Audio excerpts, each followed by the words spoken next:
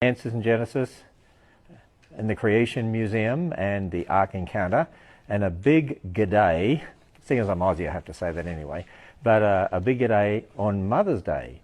Mother's Day, Sunday the 8th, from northern Kentucky, and I'm here on the roof deck of the life-size Ark, and we're in the bow section. This is the last section now to be finished for the structure of the Ark itself.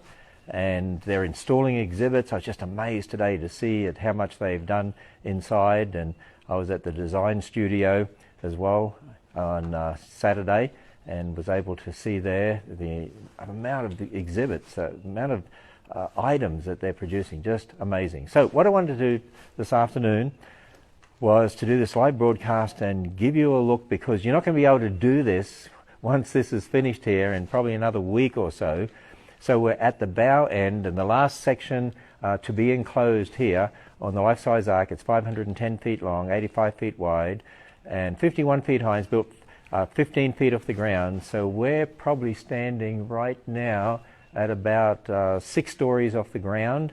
And of course, from the ground level to the top of the sail section, we call it, on the bow is about 10 stories. And as we move the camera around here, we'll see if we can get a view of that. So what I'll start doing is just moving it around, and you can see the view from the top here, from the 4th deck, and you'll be able to see some of the timbers here and what they're doing as we move around here. Beautiful, beautiful green Kentucky rolling hills, and we've just had some storms go through, so everything is actually quite wet.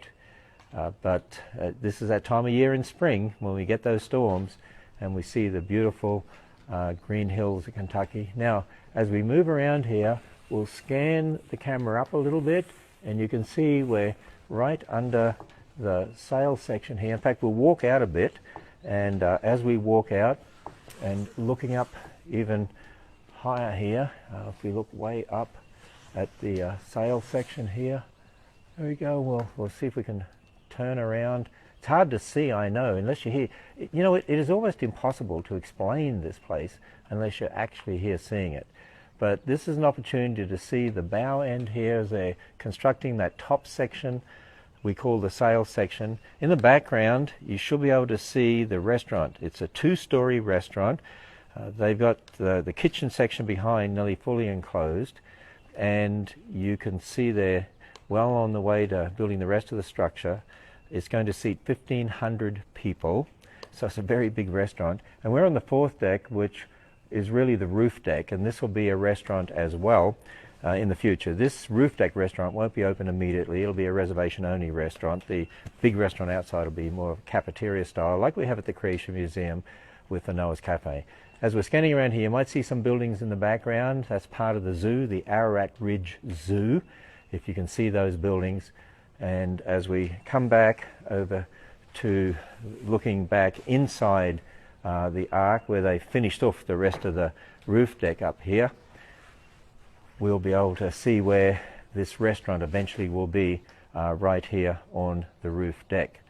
So I thought you'd be interested to see that, because you're just not going to see it like this. You know, some people have said to me, wouldn't it be great if they could sort of leave it partly unfinished so that they could see these glue lambs and the way in which they've put this structure together, but it has to be all enclosed, obviously.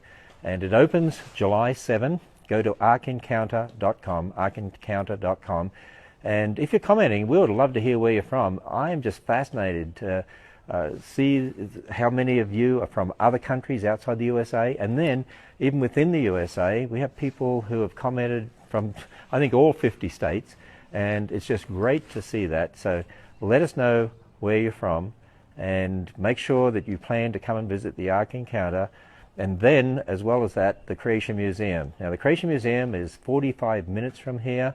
2.6 million people have been to the Creation Museum since it opened, but when the Ark opens, it's estimated by research that probably up to 2 million people a year will come to the life-size Ark, and the research also indicates it'll at least double, maybe more, the attendance at the Creation Museum, which is why we're putting in a whole new parking lot at the Creation Museum. We have 4,000 car spaces right now down here at the Ark, and the shuttle buses have started arriving. I actually did a live broadcast for the first of the shuttle buses arriving earlier this week, and those shuttle buses will take people on a ride from the parking lot and then down a beautiful valley. I think people are just going to love the ride on the shuttle buses, and then come up. We take you out of the modern world and then immerse you into Noah's world. And just as I was walking through the Ark and looking at all the exhibit bays and what's going in each exhibit and knowing what they've designed back at the design center, I'm just saying to myself, how long are people going to spend in the Ark? I think they're going to spend more than one day. I think they're going to come I think people want to be here for a couple of days. It's one of the reasons why we're going to promote a 7-day unlimited ticket, because a lot of people who come to the Creation Museum say, wow, we want to spend at least 2 days here. Well, 2 days there, 2 days at the Ark.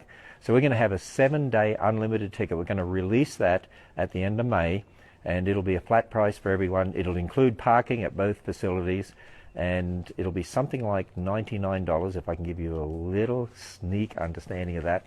$99 a person. If you go and actually look at the cost to go into the museum and the cost to the Ark and realize the 7-day unlimited means you can go to both places unlimited as many times as you want, whenever you want, while they're open, over a period of 7 days, including parking. That is absolutely an incredible deal. And you know, when people ask me why do we charge, actually what we charge, it's a lot less than what it would cost you to go to Disneyland. I've been to Disneyland in the past, and you pay, you know, $120, $30, whatever it is, to get in, and you line up for 3 hours or 2 hours at a time, have 4 rides and go home and think you had a great day. Here you'll be able to come to the Ark. It costs so much less, and be able to spend your time walking through the Ark and the petting zoo outside and the animal programs. Phase 2 will be the Wall City, Phase 3 the Tower of Babel, and so it goes on from there. The other thing is, it does cost a lot to maintain a facility like this, all the staffing, all the maintenance on a facility. It costs a lot to do that with the Creation Museum as well, and so that's why we obviously have to charge.